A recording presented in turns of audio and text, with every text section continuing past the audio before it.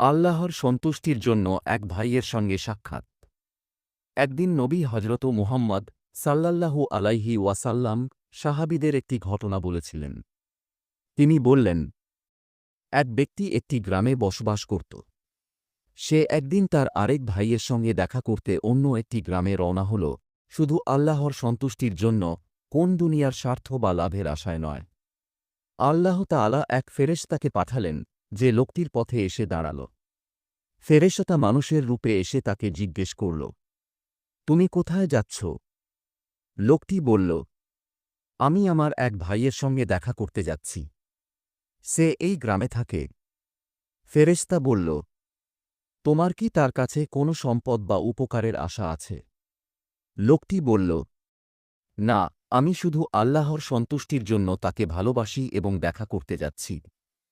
তখন ফেরেশতা বলল, তাহলে জেনে রাখো, আমি আল্লাহর পক্ষ থেকে এসেছি তোমাকে এই সুসংবাদ দিতে, ঠিক যেমন তুমি তাকে ভালোবাসো আল্লাহর জন্য, আল্লাহ তোমাকে ভালোবাসেন।